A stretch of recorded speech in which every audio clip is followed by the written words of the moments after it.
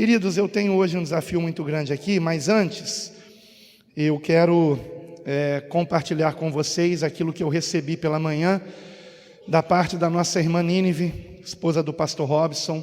Então quero chamar a nossa irmã aqui no altar para contar algo que eu considero um alerta da parte do Senhor, que ela recebeu em sonho de ontem para hoje, não foi, irmã? Queria que a irmã contasse e peço que vocês prestem o máximo de atenção. Está sendo gravado isso? Amém? Muito importante, eu quero compartilhar isso também, mas fique em paz, esqueça da câmera, tá? Mas esse recado é muito importante, até porque eu penso que não é só para nós aqui, amém? Deus te use e fique à vontade. A paz do Senhor, amém, igreja? Na verdade, nessa madrugada, quase essa manhã, eu tive um sonho, e esse sonho eu acordei dele um pouco ofegante, um pouco irritada, como eu fiquei no sonho. Eu sonhei que eu estava aqui nesse templo, foi um sonho bem rápido. Eu estava aqui no templo, sentada naquela primeira cadeirinha ali. A igreja estava muito cheia. O ministério de louvor estava cantando, só que eu não conhecia ninguém que estava aqui na igreja. Não era ninguém do ministério de louvor que a gente conhece, os irmãos que estavam no templo não eram os mesmos, pastores não estavam aqui, nem mesmo a minha família estava. Eu olhava para trás, eu procurava algum rosto conhecido, eu não conhecia ninguém, eu não via ninguém.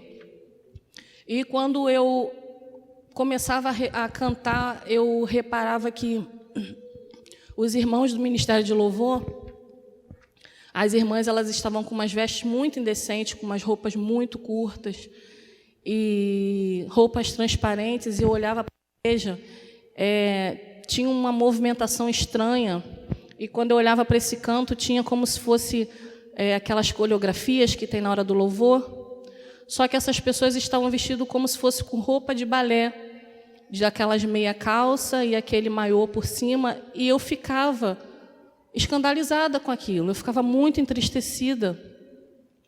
E quando acabava esse louvor, subia um homem, que eu acredito que era o pastor que estava aqui, e no telão ficava escrito: a Deus toda a glória, e ao lado dele estava a mulher dele, né? No caso, a esposa dele. Só que a mulher dele estava com uma roupa feita de TNT, e a sua roupa íntima de baixo toda aparecendo. E ele, quando acabava o louvor, ele perguntava quem queria dar um testemunho, eu levantava a minha mão. E subia aqui no altar e começava a falar: eu não tenho um testemunho para dar, mas eu preciso dizer algo. E naquele momento, até falei com o pastor Alan, que naquele momento eu acho que eu virei Alan de saia, que me subiu assim uma ira, só não bati no púlpito. Mas assim, me subiu uma ira tão grande. E eu falava assim: o que vocês entendem por a Deus toda a glória? E o ministério de louvor estava sentado assim, eu falava: como que vocês sobem no altar com uma roupa dessa, escandalizando a igreja? Como que vocês podem se vestir sensualmente, fazendo um irmão pecar? E eu olhava para a esposa do pastor: olha o seu exemplo, olha o exemplo que você está dando para a igreja. E eu começava a me subir uma ira, sabe? Eu começava a falar com autoridade. E eu falava: a glória de Deus está muito longe daqui, a glória de Deus está muito longe de vocês. Vocês precisam se arrepender. Isso aqui não é evangelho, esse lugar aqui não é um lugar de palco, de apresentação. Isso aqui é um lugar de adorar a Deus.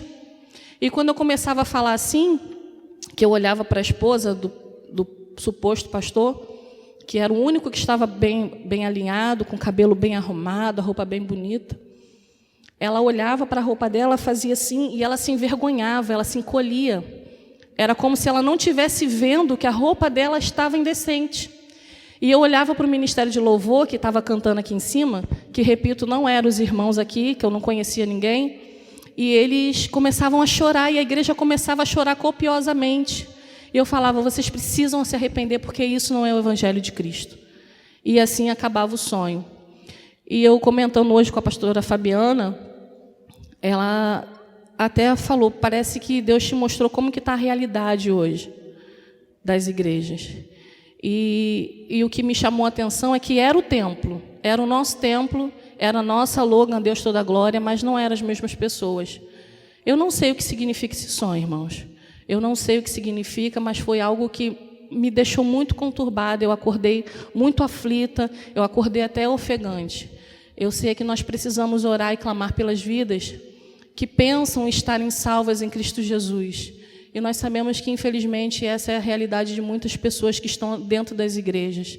Elas vestem uma capa de religiosidade, mas estão totalmente com suas vidas destruídas. Então, em nome de Jesus, que a gente possa clamar pelas pessoas, que a gente possa ter amor por essas almas. Não que a gente julgue, que nós não somos juízes, nem nada disso. Nós precisamos ter amor por essas vidas.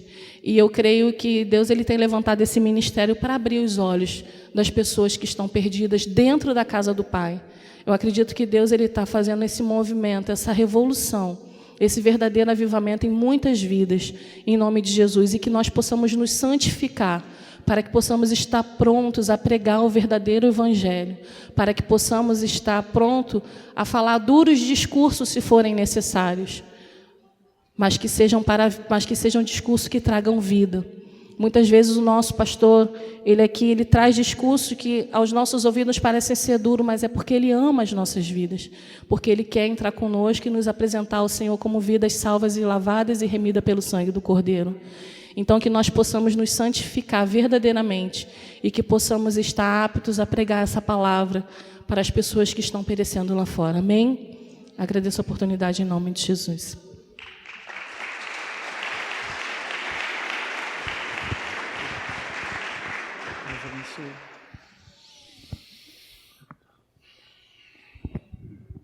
O que me chamou muito a atenção nesse sonho da nossa irmã foi que ela não via nenhum de nós aqui, não reconhecia nenhum dos irmãos daqui, dessa congregação, porém era este local, era este templo, né?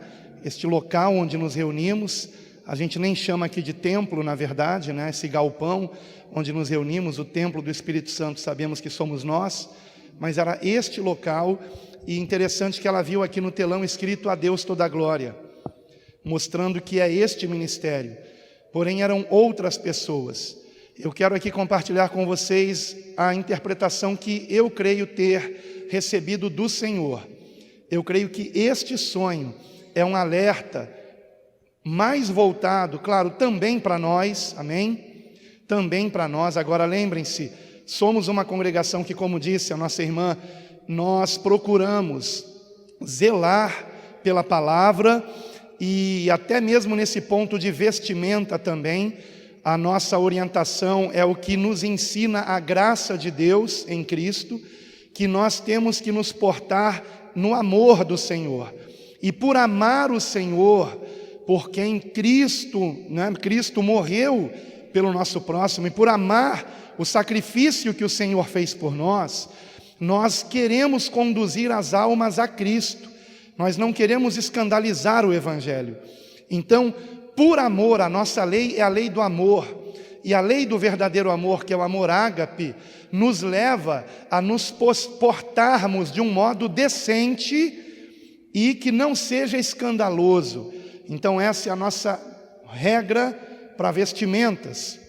Que nós não causemos escândalo, que nós venhamos nos vestir de um modo modesto, sem extravagância, e de um modo decente, que não venha despertar desejo em relação ao nosso corpo físico, em quem quer que seja. Então essa é a nossa orientação, nós ensinamos isso. Inclusive há uma pregação que eu trouxe aqui intitulada Conversão por inteiro, lembrando que a palavra nos diz que temos que ser santificados no espírito, alma e corpo. Não é só no espírito e alma, irmãos, é espírito, alma e corpo. O nosso corpo, ele também testifica da nossa fé. Então, se as nossas vestes não forem vestes agradáveis a Deus, estamos em pecado. E nós ensinamos isso aqui. Então, e eu creio, irmãos, agora também quero aqui deixar um adendo.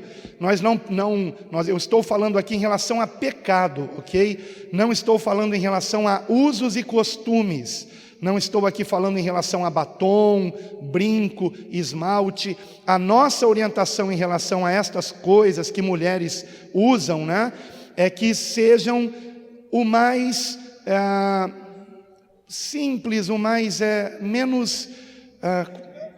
menos extravagante, mas ainda há uma outra palavrinha que me fugiu agora. Oi?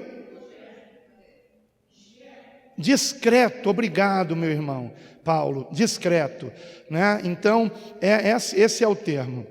O mais discreto possível, nada de batom com cores fortes, né?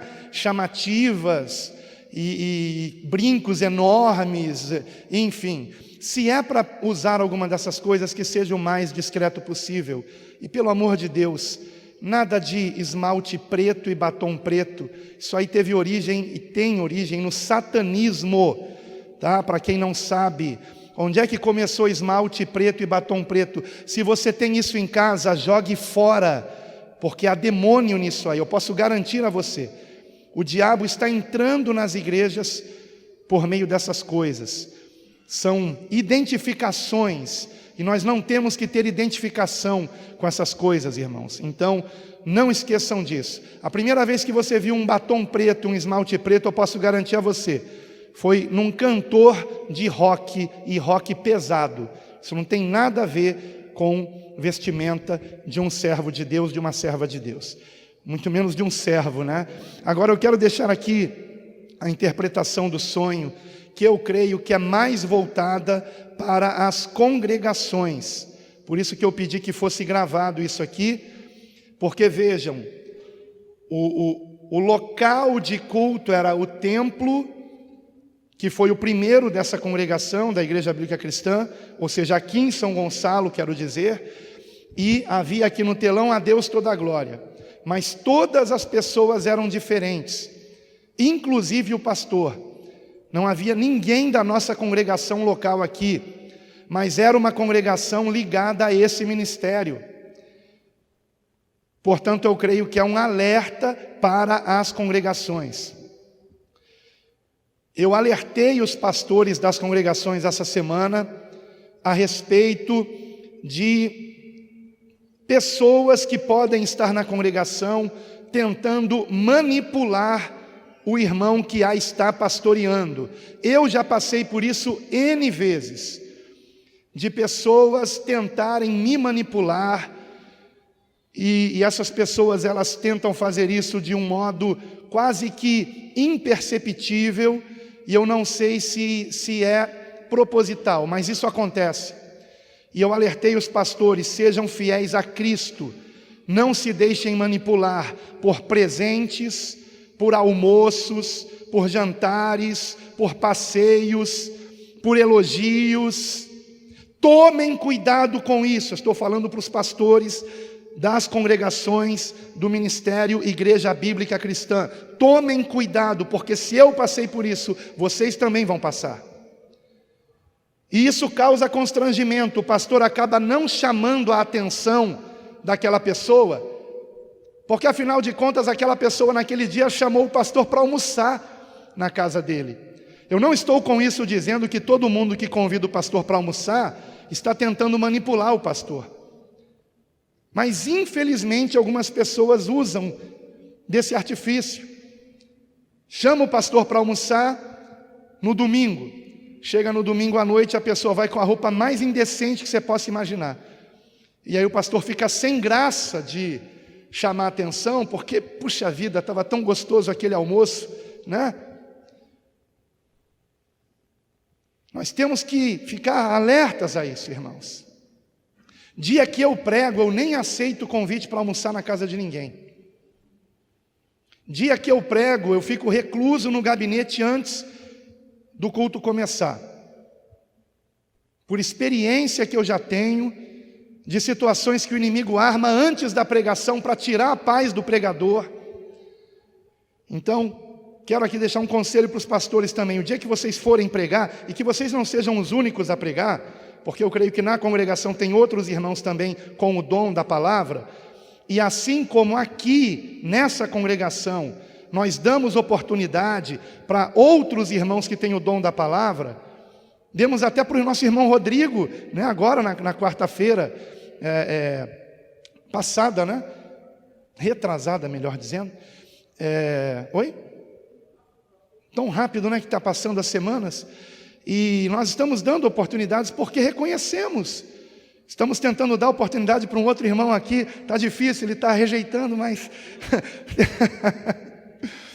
Sabe, e me preocupa às vezes, a gente escolhe alguém para pastorear a congregação e só aquela pessoa quer ensinar, e só aquela pessoa quer pregar, e só ela quer ensinar, e só ela quer pregar, e o pior é quando às vezes também só ela quer ministrar louvor, e às vezes nem tem uma voz afinada, né, um ouvido afinado, enfim, eu creio que numa congregação todos nós temos que exercer os nossos dons, amados, o nosso chamado.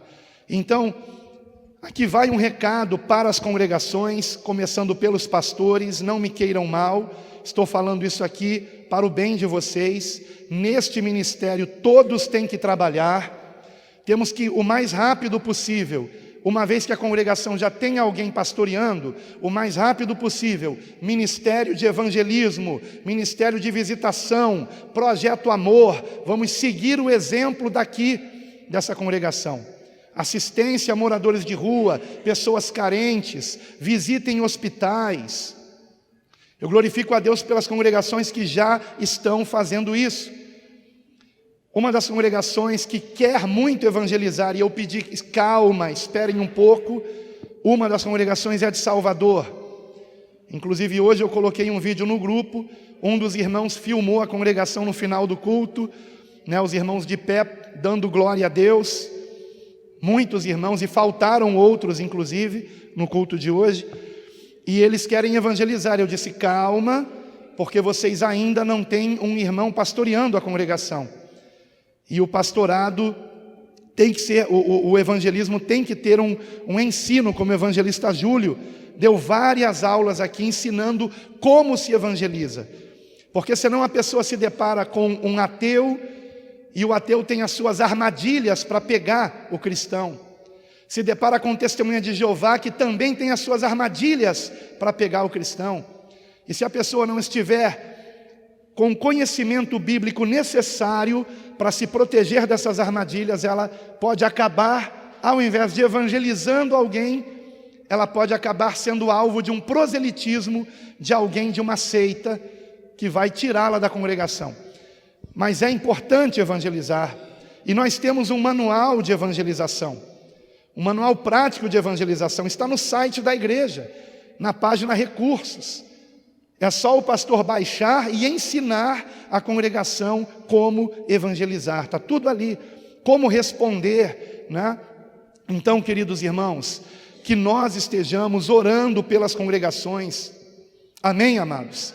O projeto Quero Congregar representa um grande desafio, porque, irmãos, quando ele começou, os primeiros e-mails que nós recebíamos eram de irmãos que estavam realmente se identificando com o nosso ministério, acompanhando o nosso ministério há anos.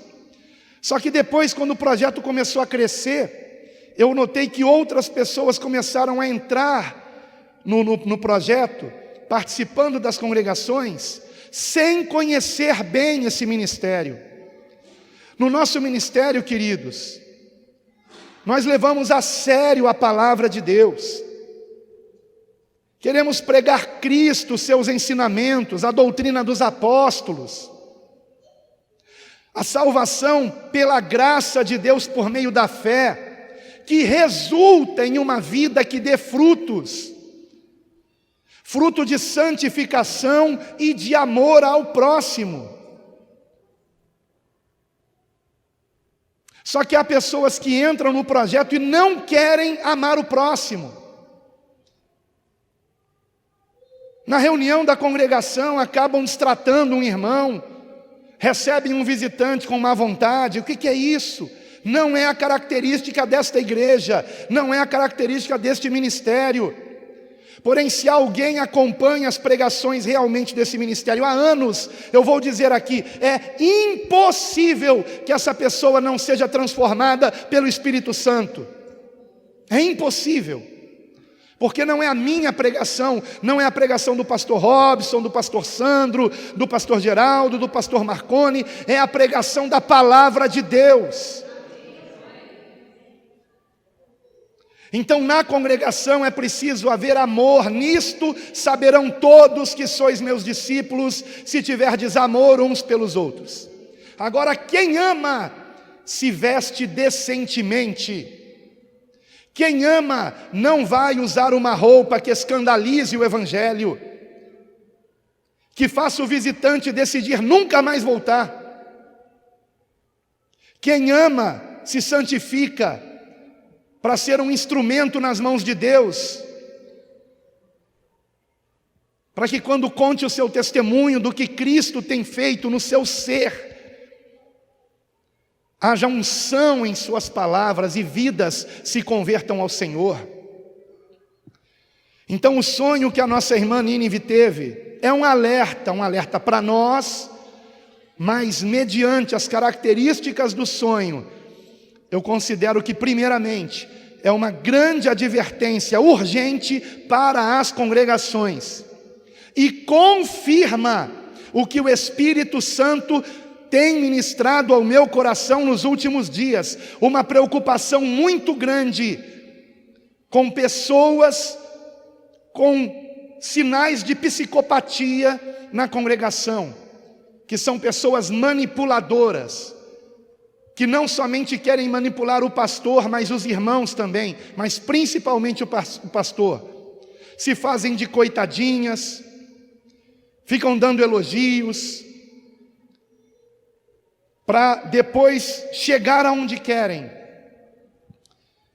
E os pastores têm que orar muito para que não sejam manipulados por tais pessoas. Então, amados, se o pastor, no início da congregação, não for firme com essa questão de vestes, vira uma bagunça. Na nossa congregação, nós zelamos por isso, que as vestes não sejam apertadas, que não sejam curtas, que não tenha decote, que não sejam transparentes, que não sejam escandalosas, por amor ao próximo. Por amor, é uma questão de consciência, de amor a Cristo primeiramente, irmãos. E nós não temos aqui coreografia, danças, porque eu não encontro isso na palavra de Deus. Nós não temos aqui também apresentações, conjunto disso, conjunto daquilo, porque eu também não encontro isso na prática da igreja cristã bíblica. Eu não vejo Pedro formando conjunto de varões, conjunto de senhoras, conjunto de jovens, conjunto de crianças. Eu não vejo Pedro elegendo Maria Madalena para ser a líder de coreografia. Então, ou nós realmente somos uma igreja bíblica cristã, ou então não sejam desse ministério congregações que se uniram a esse ministério. Esse ministério, ele tem por objetivo nos prepararmos para a vinda do Senhor, que está muito perto.